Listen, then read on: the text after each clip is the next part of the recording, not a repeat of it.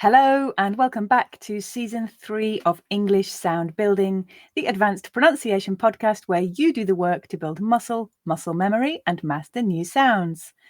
I'm Tamsin, I've been teaching English for well over 20 years, and I'm reminding you as always that successful communication is possible in any one of the thousands of global English accents, and there is no ideal.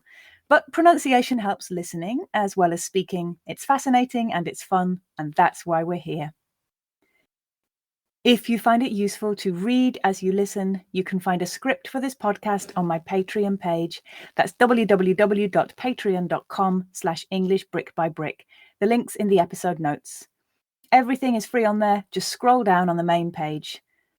I am a one-person team writing, recording and editing these podcasts in my free time though. So if you like what I do and you are able to support me, please do. Thank you so much to those of you who already are. This week is a contrast which two of my students have recently requested an episode on, but one which my learners frequently find tricky, and for good reason. We're looking at the difference between the short vowels o and We've spoken about each of these sounds before in other episodes, so if you haven't yet listened to Season 1, Episode 8, Top Dog, or Season 2, Episode 17, Luck or Look, I do suggest that you start there for extra practice getting your mouth used to these sounds. It's also important to note at this point that not every speaker, including first language English speakers, has these sounds in their phonetic range. But even if you know that you don't and don't want to, today's podcast will still be interesting and important from a listening point of view.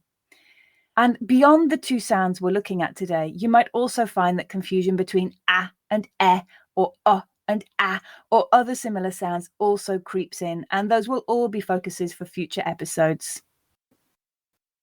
We're going to briefly recap how to make the two sounds and some of the common words with each of those before contrasting them more closely and practicing some sentences with both sounds.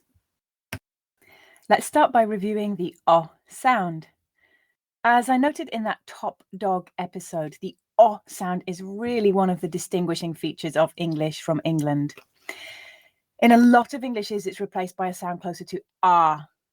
And you may find that you consciously or subconsciously use that sound instead. If you want to make the O sound, it's a low back vowel. Your tongue needs to be low at the back of your mouth. Your mouth should be open, but your lips also rounded. Now vibrate your vocal cords in a very short burst, remembering English short vowels are very short, and you should get O, O, O. If you find you're not quite getting that O sound, good tips will be to lower the back of your tongue as far as you can and make sure your lips are really in that rounded position. If you're more used to making that ah sound, you might find that you don't round your lips enough to get the O. Let's review 10 words with the O sound. Listen and repeat. Boss, coffee, cost, got, holiday, impossible, lost, not, stop, watch. Well done. And just one sentence with a lot of those O sounds. I'll read it once slowly for you to grasp the words. Once at a more natural pace. I'll pause for you to repeat the sentence, then read it again at that more natural pace and pause for you to repeat again. The forest is popular with orange frog spotters. The forest is popular with orange frog spotters.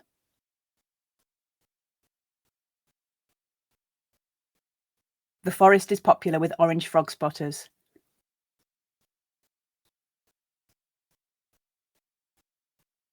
So moving on to the sound. As I said in that luck or look episode, speakers from, broadly speaking, the north of England would replace the with o. So again, if you're exposed to a variety of accents, you'll hear these words pronounced in at least two ways. In fact, as previously mentioned, I use both ways myself, so just one speaker can expose you to both. If you want to make the sound, it can be easiest to start from the relaxed schwa sound. So start with your mouth fully relaxed as you would for schwa, and then open the jaw down as far as you can and move the back of the tongue down at the same time. Vibrate your vocal cords quickly and you should get that And again, if you find you're not quite getting that I find that the two tricks here are really opening your jaw up fully. You might have to open it fuller than seems natural to you. And again, thinking about the back of your tongue and getting that lower if you can. Again, let's review just 10 words with Listen and repeat. Color. Enough. Love. Money. Much. Number. Other. Result. Summer. Under.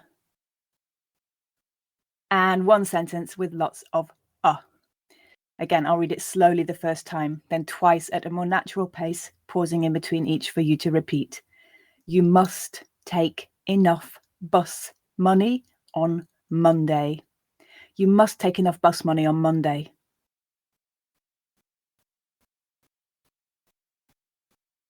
You must take enough bus money on Monday.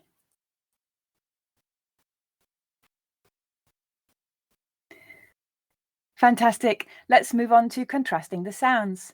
We'll start by transitioning between the sounds because this can really help you to recognize and feel the difference between them in your mouth.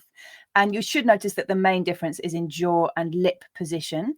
So moving from the rounded lips of to a long open jaw for And you should also find that the middle of the tongue, though, moves higher in your mouth for This is a really small difference, and you may notice it best by putting a clean finger gently on the middle of your tongue. Don't put it far too back. The change isn't there, and I don't want you to vomit in the podcast.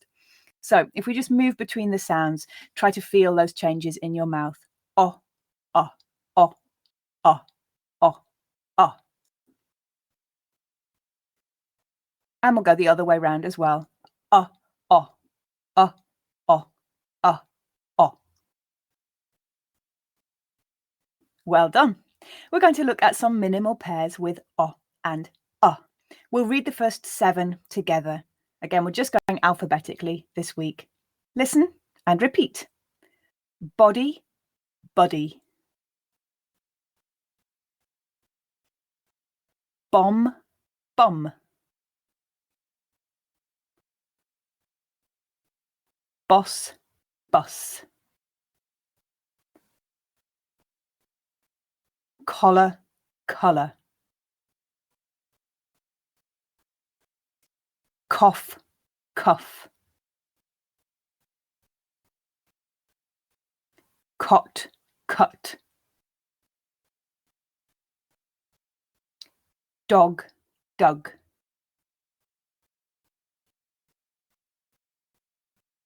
Well done. For the next 7, I will read the word. Can you repeat both? We'll do the first one together as an example. Fond. So you should have read fond, fund. Let's try numbers 2 through 7. Gone.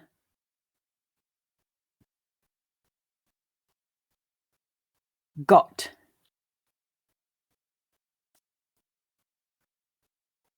Lock. Long.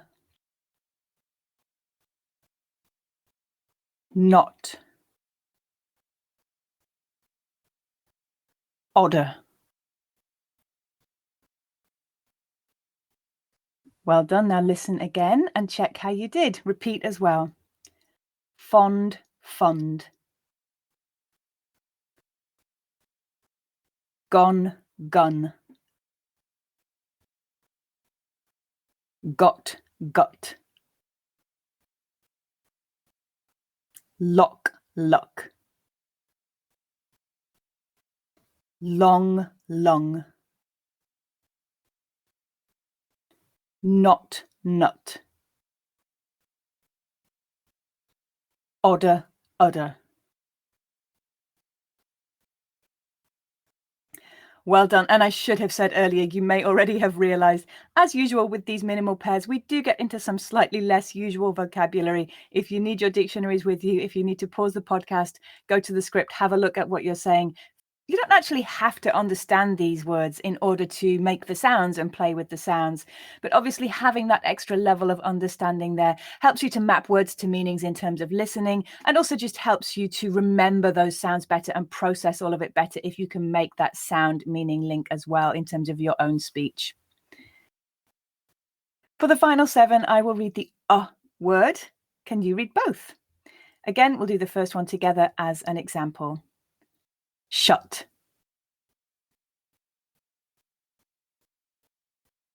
So you should have read shut, shot. Or if you did it the other way round and went shot, shut, of course, absolutely fine. Let's try the next 6. Suck. Sudden. Sung. Stump. Warrior. Rung. Well done. Now listen to both forms and check and repeat again. Shut, shot. Suck, sock. Sudden, sodden. Sung, song. Stump, stomp. Warrior, warrior. Rung, wrong. Okay, let's finish with some sentences with those minimal pairs.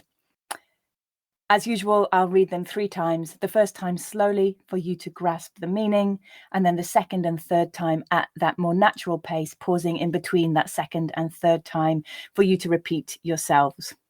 So the first one is the title of this week's podcast, and if it's not one you're familiar with, it's an idiom meaning you are brave.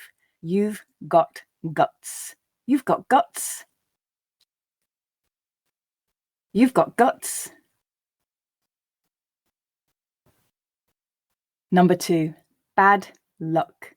You rung the wrong number. Bad luck, you rung the wrong number.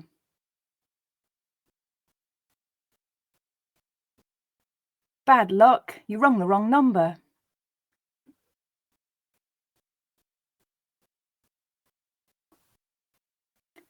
Number 3, the dog dug in the mud until its colourful collar was brown. The dog dug in the mud until its colourful collar was brown.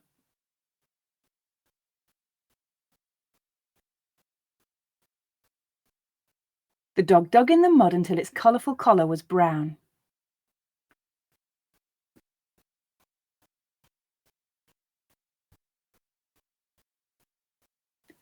Number 4, he sung the song for so long he's hurt his lungs.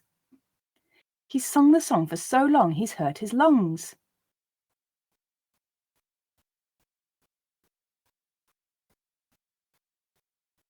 He's sung the song for so long he's hurt his lungs.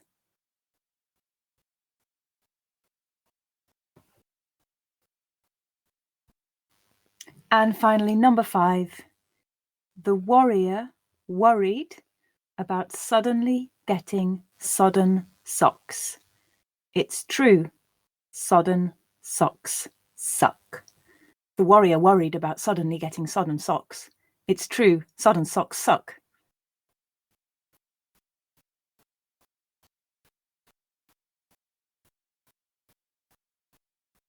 The warrior worried about suddenly getting sodden socks. It's true, sodden socks suck.